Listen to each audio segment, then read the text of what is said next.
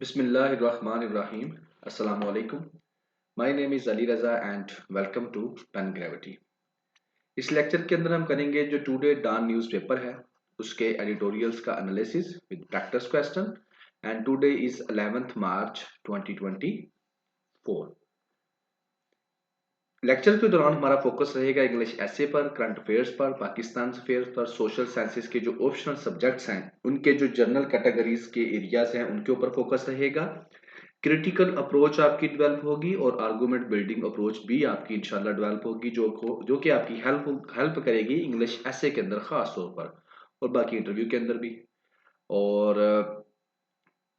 कुछ एक दो दिनों से लेक्चर अपलोड नहीं कर पाया, that is due to some reasons के काफ़ी बिजी शेड्यूल था जिसकी वजह से जो है काफ़ी मुश्किल हो गई थी, बट इंशाल्लाह I will cover them.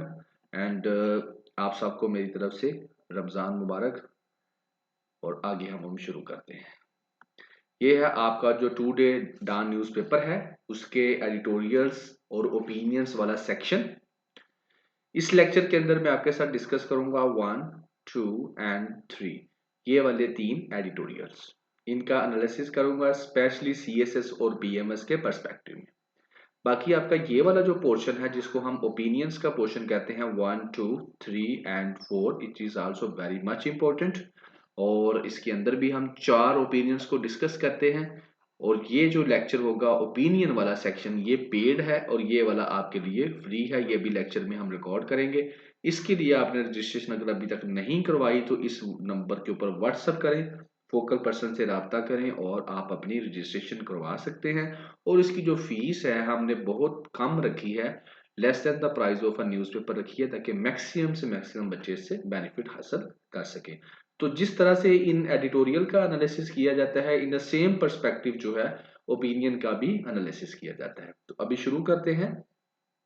PDF link जो है टुडे न्यूज़पेपर का और साथ में इस लेक्चर का पीडीएफ के अंदर आपके डिस्क्रिप्शन में मौजूद होगा, आप डाउनलोड कर सकते हैं। व्हाट्सएप चैनल का लिंक भी है, आप वहां से आप ज्वाइन कर सकते हैं। 3 चैप्टर इसके बना दिए जाएंगे, जो चैप्टर आप पहले सुनना चाहें सुन सकते हैं। कोई क्वेश्चन हो आप कमेंट सेक्शन के अंदर पूछ सकते हैं या व्हाट्सएप करके भी आप कोई भी क्वेश्चन आपका आप पूछ सकते हैं।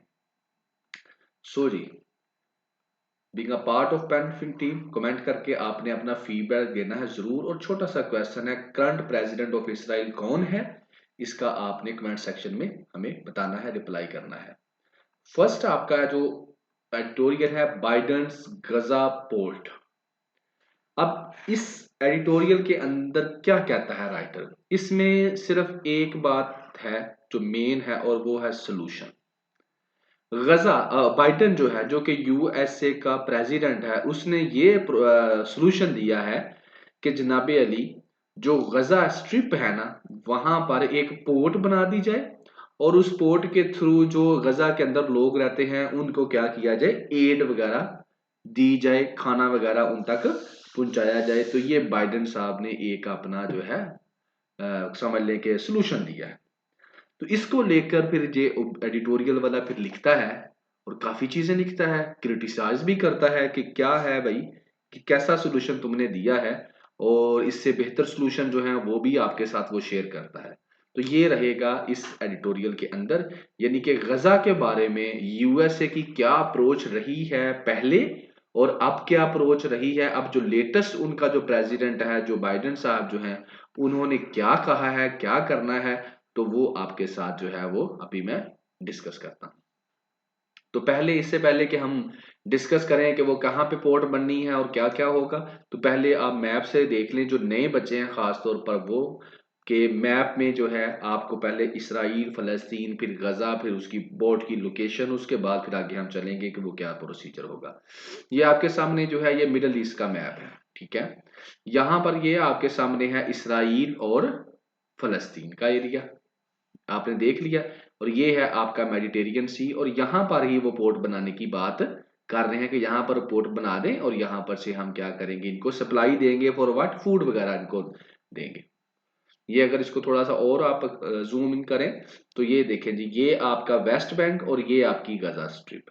ये दोनों को मिलाकर आपका बनता है फ़लस्तीन। और इस वक़्त ये जो पोर्शन है यहाँ पर जो है जंग लगी हुई है, गज़ा के ऊपर जो है इसराइल जो है ह्यूमन राइट्स की वायलेशन कर रहा है। और यहाँ पर ही ये मेडिटेरियन सी आपके सामने है। और यहाँ पर जहाँ पर पॉइंट है समझ लीजिए, यहाँ पर कह रहे हैं कि एक पोर्ट बनाते हैं। कौन कह रहा है? अमेरिका का प्रेसिडेंट कह रहा है। अब आप उसको और देख लें, और जूम इन करके, ये गजा स्ट्रिप है, ये गजा सिटी है आपका, ये भी गजा, ये खान यूनस, ये नॉर्थन गजा है, ये साउथर्न गजा है। तो ये है आपकी रफा क्रॉसिंग। अब यहां पर वो कह रहे हैं जनाब पोर्ट बनाते हैं किसी एरिया में, ये गजा की स्ट्रिप है ना, इसके साथ साथ कहीं पोर्ट बनाते हैं और यहां से फिर क्या करते हैं, फूड जो यहाँ पर लोग अब आ चुके हैं सारे के सारे, उनको हम फूड देते हैं ताकि क्या हो सके, उनकी हेल्प हो सके। ठीक है, बातें आपने सुन ली। अब ये जो बाढ़ है, ये जो लगी हुई है ये बाउंड्री, अब इसके बारे में भी थोड़ा सा देख लें। ये बेसिकली ये है, और ये इसका स्ट्रक्चर है कि ये इस तरीके से ये बाढ़ लगाई हुई है उन्होंने, आयरन वॉल इसको वो लोग कहते हैं, बैरियर्स लगाए हुए हैं। ये बीच में एक लोहे की जो है मेटल की नीचे तक उन्होंने की हुई है ताकि नीचे से भी कोई क्रॉस करके इसराइल में ना जा सके। तो इस तरह से इन लोगों ने गजा वालों को आज से नहीं कई सालों से इस तरह से कैद किया हुआ है इस गजा स्ट्रिप के अंदर। ठीक है, और अगर 3D से निकल कर ओरिजिनल में देखें तो ये इस तरह से है कि आप लोग जो फलस्तीन वाले हैं वो इस तरह से जो है क्रॉस, उनको यानी कि उनको बाउंड्री लगाई हुई है कि वो दूसरी तरफ क्रॉस करके नहीं जा सकते इसराइल की तरफ। ठीक है जी।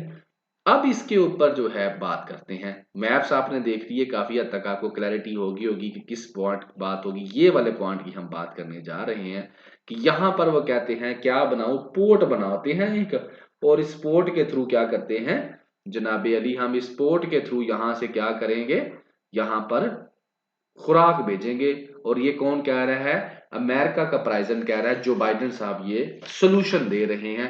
और इसके ऊपर जो बाइडेन का जो सोल्यूशन है, गजा पोर्ट का जो सोल्यूशन दे रहे हैं, ये गजा के में पोर्ट बनाई जाए, तो क्या कहता है आपके यहां पर एडिटोरियल वाला जी, सोल्यूशन क्या दिया है मैंने अभी बता दिया, कह रहा है पोर्ट बुलाते हैं मेडिटेरियन उसके ऊपर। तो कहता है इस पोर्ट को बनाने में कम से कम 2 महीने लग जाएंगे। और इस 2 महीनों में अब वहां पे जो लोग हैं वो तो मरने के करीब आए हुए हैं, भूख से मर रहे हैं। वहां पर तो कहता है खाने के लिए कोई चीज नहीं है, ना फूड है, ना वाटर है, ना मेडिकल की फैसिलिटीज हैं। तो अभी तो उनको चाहिए फौरन फौरन जो भी चाहिए, 2 महीने वो इंतजार नहीं कर सकते। एक बात तो ये तो होगी जो बाइडेन की सोल्यूशन, कि जो बाइडेन साहब ने कहा हम वहां पर पोर्ट बनाते हैं, और वो पोर्ट कब तैयार होगी, 2 महीने में वो पोर्ट तैयार हो जाएगी। और उसके बाद यहां से हम खाने की सप्लाई भेजेंगे लोगों को, और वो लोग क्या करेंगे, फिर उनको हम एड दे सकेंगे, खाना मुहैया कर सकेंगे।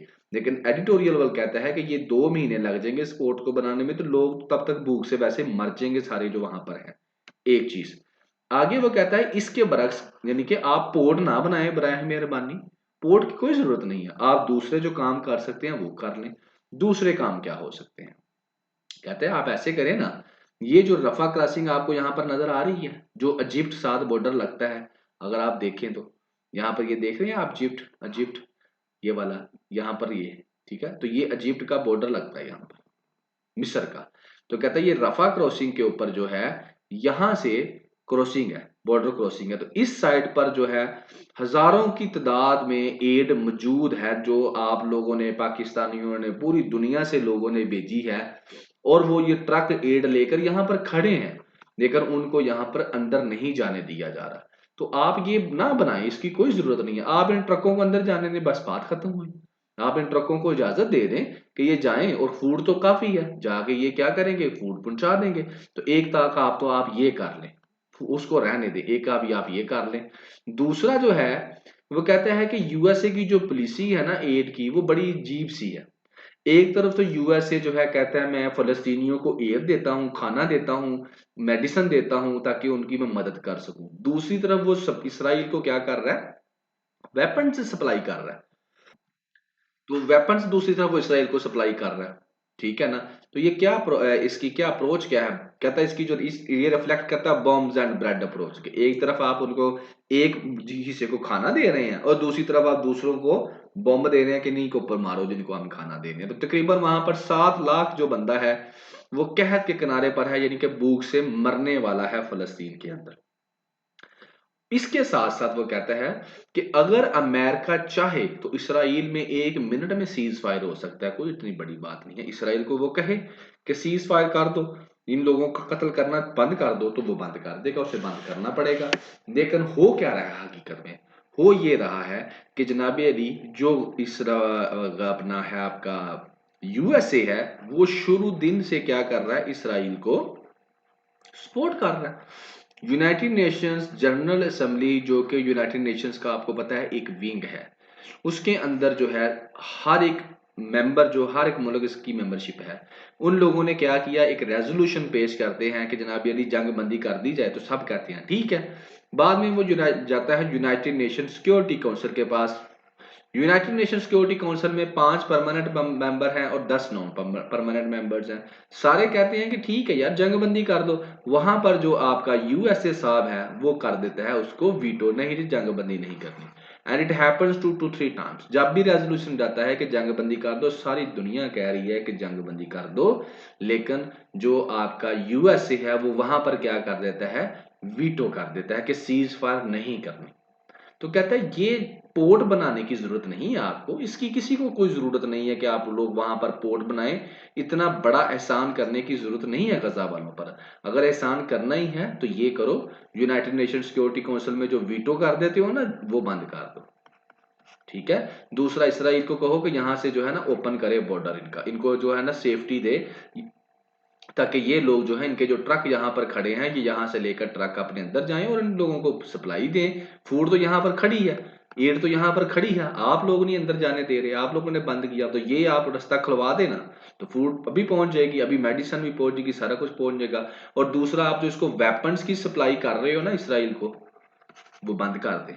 तो ये काम आप कर दें, यही बड़ी मेहरबानी होगी, ये पोर्ट बनाने की आपको जरूरत नहीं है। तो आपने यहां से देखा जो नए बच्चे हैं खास तौर पर, कि दुनिया क्या है, ये किस तरह से, यानी कि ऐसे ऐसे यूएसए का प्रेसिडेंट क्या सोल्यूशन दे रहा है। ठीक है, क्या ये दूसरे जो दुनिया में लोग रहते हैं वो क्या अंधे हैं, उनको नजर नहीं आता, क्या उनकी आंखें नहीं हैं। तो ये आप लोग जो है इतना बड़ा प्यारा आप लोगों ने सोल्यूशन दिया है, हर बंदे को पता है, हर दुनिया के हर चप्पे चप्पे को पता है कि आप लोग क्या कर रहे हैं, क्या आपकी अप्रोच है। इसके बावजूद जब आप ऐसा सोल्यूशन देते हैं तो क्या लोग आपके ऊपर हंसेंगे नहीं। ठीक है। तो बेसिकली ये क्या है, ये डबल स्टैंडर्ड्स हैं ऑफ द वर्ल्ड, इसको कहते हैं डबल स्टैंडर्ड्स, मुनाफकत। ठीक है।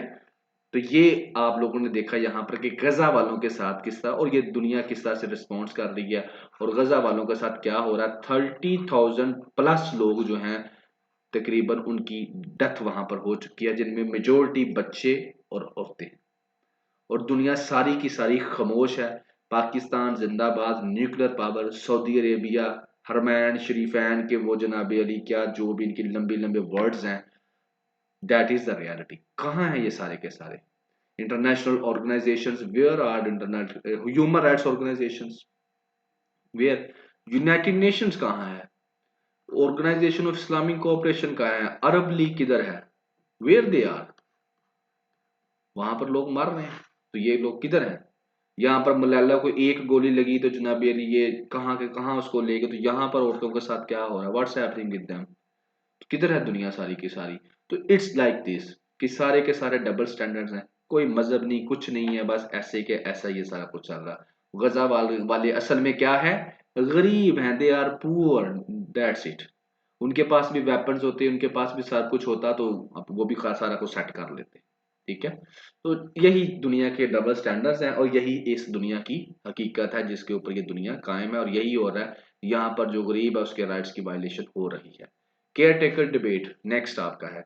इसके अंदर हमने यस्टरडे एक ओपिनियन किया था केयर टेकर फ्यूचर के नाम के साथ, उसमें मैंने सारी चीजें डिटेल में डिस्कस की थी। समझ लें वही एक दो चीज है, कुछ इसमें नया नहीं आया। लेकिन क्योंकि कुछ सारे बच्चे तो ओपिनियंस के अंदर रजिस्टर्ड नहीं है, तो जो बच्चे नहीं हैं उनके लिए मैं इसको डिस्कस कर देता हूँ। केयर टेकर सेटअप बेसिकली इसके फ्यूचर के बारे में बात की जा रही है इस एडिटोरियल के अंदर। कहते क्या है, कहते वो ये हैं कि केयर टेकर गवर्नमेंट जो है, अब आपको ये तो मैं उम्मीद कर सकता हूं कि आपको केयर टेकर गवर्नमेंट का पता होगा, अगर वो भी नहीं पता तो वो भी बता देता हूं कि एक गवर्नमेंट जो है वो इलेक्शंस होते हैं, सिलेक्ट होती है, प्राइम मिनिस्टर होता है, 5 साल के लिए आता है। जब इनका 5 साल मुकम्मल हो जाते हैं तो फिर इलेक्शन करवाने के जो 60 डेज का टाइम होता है, उसके अंदर कोई गवर्नमेंट नहीं होती पाकिस्तान में। तो तब जो गवर्नमेंट बनाई जाती है उसको हम लोग कहते हैं केयर टेकर गवर्नमेंट, और वो गवर्नमेंट 60 डेज के लिए आती है, इलेक्शंस करवाती है।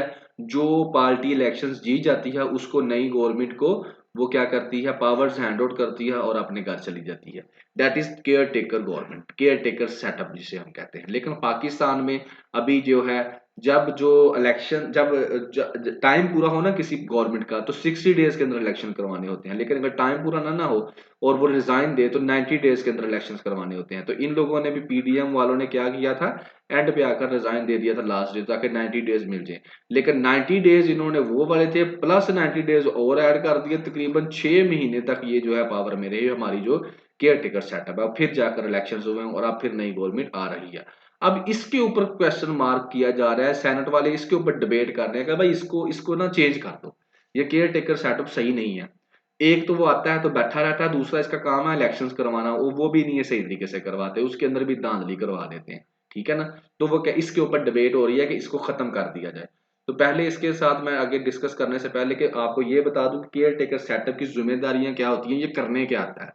पहला काम तो ये है कि डे टू डे जो काम चल रहे होते हैं ना, उनको इसने देखना होता है। कोई नया काम नहीं इसने छेड़ना होता है, कि जो काम हो रहा है, गवर्नमेंट चली गई है लेकिन काम जैसे डेवलपमेंट के प्रोजेक्ट्स हैं या कोई और काम है तो वो इसने देखने हैं। ठीक है। जैसे यूनाइटेड नेशन जनरल असेंबली के अंदर आपका जो ये गए हैं प्राइम मिनिस्टर साहब, फिर जो है ऑर्गेनाइजेशंस, मुख्तलिफ किस्म की जो ऑर्गेनाइजेशंस के जो सेमिनार्स होते हैं वहां पर ये जाते हैं पाकिस्तान की तरफ से एज ए रिप्रेजेंटेटिव। तो ये इस तरह के जो डे टू डे अफेयर्स है ना, मीटिंग्स हैं, उसको इन्होंने अटेंड करना है। डे टू डे जो प्रोजेक्ट्स चल रहे हैं ऑलरेडी, उनको उनको ओवरलुक करना है। तो ये इनकी जिम्मेदारी होती है। उसके बाद इलेक्शन कमीशन ऑफ पाकिस्तान को असिस्ट करना होता है ताकि जो इलेक्शन है अकॉर्डिंग टू लॉ हो सके। और इसके अलावा इन्होंने अपने आप को रिस्ट्रिक्ट रखना होता है किसी भी ऐसी एक्टिविटी से जो क्या है, जो यानी कि रूटीन के हिसाब से नॉन कंट्रोवर्शियल हूँ, अर्जेंट हूँ, तो इस तरह के मामला इन्होंने करने होते हैं। और फिर सबसे बड़ी बात, इन्होंने इम्पार्शियल रहना होता है हर बंदे के साथ और पॉलिटिकल पार्टी के साथ। किसी भी पॉलिटिकल पार्टी की तरफ इन्होंने झुकना नहीं होता या उसको फेवर नहीं देनी होती। तो ये इनकी जिम्मेदारियां होती हैं, इस काम के लिए आते हैं कि आए इलेक्शन करवाएं और अपने घर जाएं। और ये लेकिन यहाँ पर पाकिस्तान में ये नहीं होता। पाकिस्तान में उल्टा ही होता है, ये आते हैं और उसके बाद ये जो करते हैं वो आप लोगों ने देखा ही है। ये आप लोगों ने खुद पढ़ लेना है। ये पाकिस्तान की हिस्ट्री में प्राइम मिनिस्टर वो पाकिस्तान से हैं जो कि फॉर्मर केयर टेकर रह चुके हैं, और ये लेटेस्ट आपके सामने ये सामने मौजूद है। ठीक है ना। तो ये बाकी जब से पाकिस्तान बना है, जब से केयर टेकर सेटअप इंस्टॉल हुआ है, तब से ये है। कब इंस्टॉल हुआ है वो भी आपके साथ अभी डिस्कस करता हूँ। सो जी, अब हम आ जाते हैं अपने तो एडिटोरियल के अंदर वो यही चीजें लिखता है।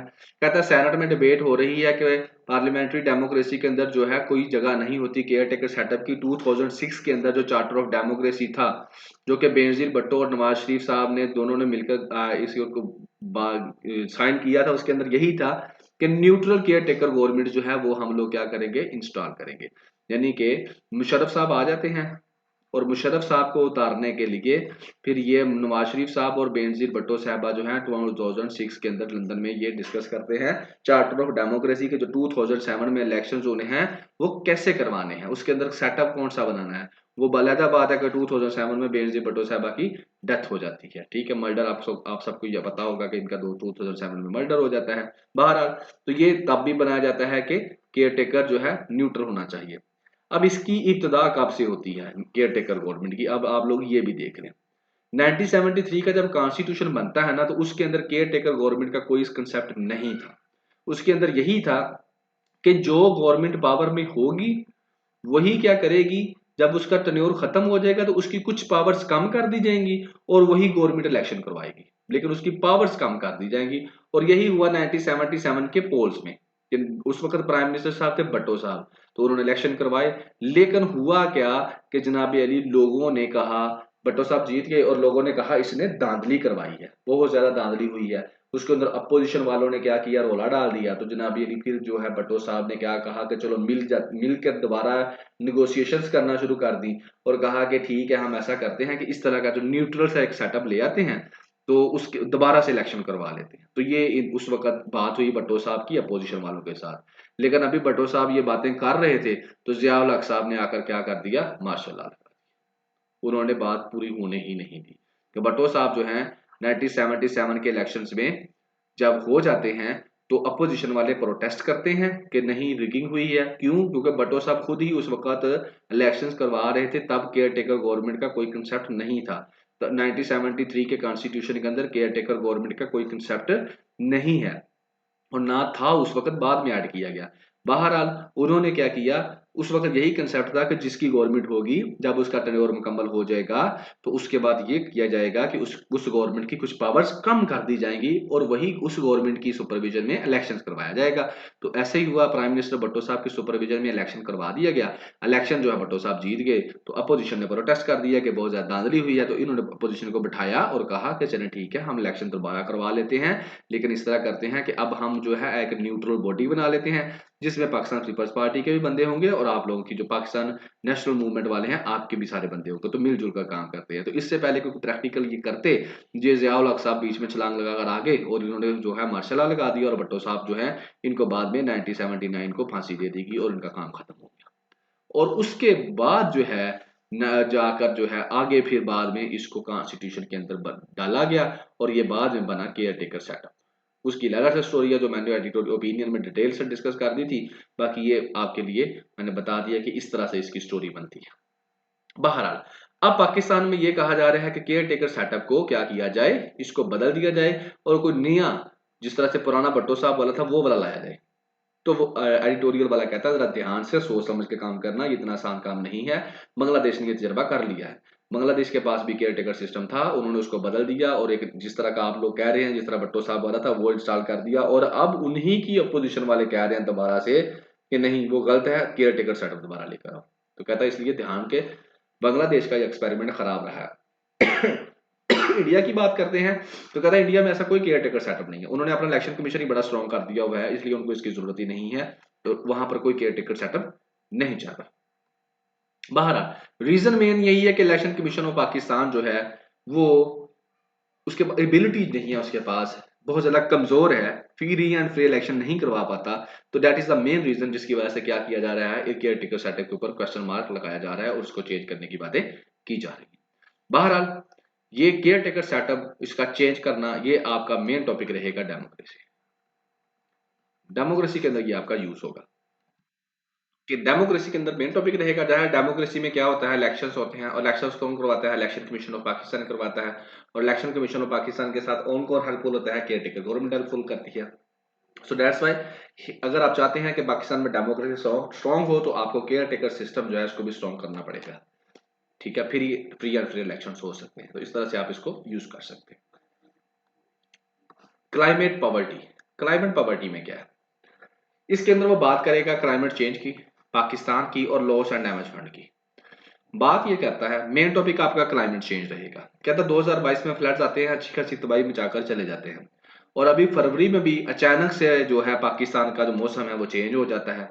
कई इलाकों में स्नोफॉल होती है जिसकी वजह से तकरीबन 45 लोगों की डेथ हो जाती है जिसमें 27 क्या है, चिल्ड्रन है।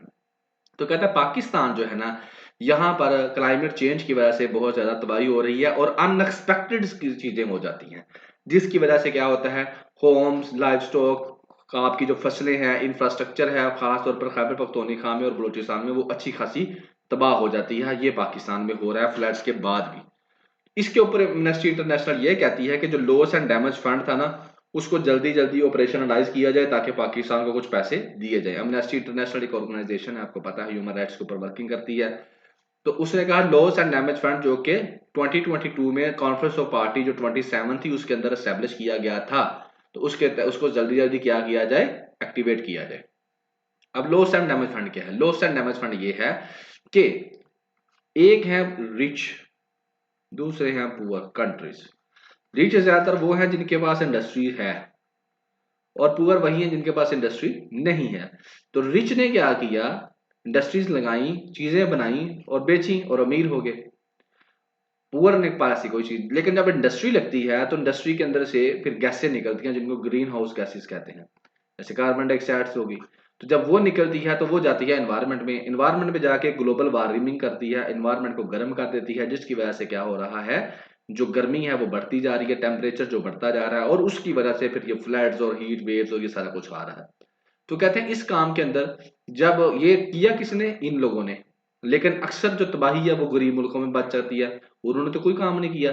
तो लिहाजा क्योंकि इन्होंने पैसा कमाया है तो ये पैसा दें अब इनको, जाके इनकी जो तबाही आ रही है, जैसे पाकिस्तान है यहाँ पर फ्लड्स आ जाते हैं, ग्लेशियर हमारे पास है, केटू शेटू हमारे पास है, तो यहाँ पर फिर फ्लड्स आ जाते हैं क्योंकि, और वो आते क्यों हैं, ग्लोबल वार्मिंग की वजह से, बारिशें टाइम बेटाइमी हो रही हैं, सीजन चेंज हो रहे हैं। तो ये होता है लॉस एंड डैमेजमेंट के, अमीरों से पैसा लेकर गरीब जो मुल्क हैं जहां पर तबाही हो रही है उनको दिया जाए। तो यही बात जो कहते हैं COP 28 के अंदर भी हुई है, और वहां पर वादा किया गया कि 420 मिलियन जो है वो दिया जाएगा, इस चीज का वादा किया गया इन कंट्रीज को जहां पर जो है क्लाइमेट चेंज की वजह से तबाही हुई है। अब तक वो कहता है 661 मिलियन जो है यूनाइटेड नेशन डेवलपमेंट प्रोग्राम के मुताबिक जो है वो इकट्ठा कर लिया गया है या उसका वादा है। डेवलपिंग कंट्रीज की जो रिक्वायरमेंट है ना वो तकरीबन 215 बिलियंस है, और 230 बिलियन तक है, इतनी रिक्वायरमेंट है इस डिकेड के अंदर, डिकेड 10 साल के अंदर, लेकिन इकट्ठा कितना किया जा रहा है 661 मिलियन, इनके 1 बिलियन भी वो पूरा नहीं हो रहा, और रिक्वायरमेंट कितनी है 215 बिलियन रुपीस है। इसका गैप देख लें कितना बड़ा है, ठीक है। तो ये कहता है, भारत कहती है कि जो भी है जितना भी है इसको कम से कम जल्दी जल्दी एक्टिवेट कर दिया जाए। और यहाँ पर वो बताती है कि एमनेस्टी इंटरनेशनल के जो बोर्ड बनना है ना इनके, managing board loss and damage fund के लिए, उसके तकरीबन 26 मेंबर्स हैं, उनकी अपॉइंटमेंट पहले जरूरी है, फिर वो बोर्ड बनेगा, उसकी अपॉइंटमेंट अभी तक नहीं हो सकी। और इसके अलावा जो बोर्ड की मीटिंग्स हैं वो डिले की जा रही हैं, पहले जनवरी में होनी थी वो भी नहीं हुई, और अब पोस्टपोन करके जो है अब जून में लेकर गए हैं। तो लिहाजा वो बात ये कर रही है यहाँ पर कि जो इनका बोर्ड ऑफ मेंबर्स है वो उसको 26 मेंबर्स जो है वो उसको जल्दी जल्दी बनाया जाए, उनकी मीटिंग्स करवाई जाए, ताकि टाइमली जो है ना, जो टाइम लिमिट 2024 की थी उसके अंदर अंदर इस फंड को ऑपरेशनलाइज किया जाए, ताकि जो गरीब मुल्क हैं जैसे पाकिस्तान और दूसरे जहां पर जो है क्लाइमेट चेंज की वजह से तबाही आ रही है उन तक ये पैसे पहुंचाए जाए ताकि वो कुछ बेनिफिट्स ले सकें। तो ये जी जनाब आपका मेन टॉपिक क्लाइमेट चेंज और पाकिस्तान जहर है, इसके इफेक्ट्स पाकिस्तान के ऊपर बहुत ज्यादा हो रहे हैं। 2022 के अंदर पाकिस्तान में फ्लड आ चुका है और इसके अलावा भी बड़ी तबाही मची है। तो लॉस एंड डैमेज फंड इसके अंदर बेसिकली जरूरी था, मेन पॉइंट जो था कि लॉस एंड डैमेज फंड जो है क्लाइमेट चेंज के पर्सपेक्टिव में उसको जल्दी जल्दी एक्टिवेट कर दिया जाए। तो जनाब ये था आपका जो 2 डे डाउन एडिटोरियल्स थे उनका एनालिसिस। बाकी इंशाल्लाह अगर जिंदगी रहेगी तो नेक्स्ट लेक्चर में फिर हाजिर होंगे, तब तक दुआ में याद रखिएगा। अल्लाह हाफिज।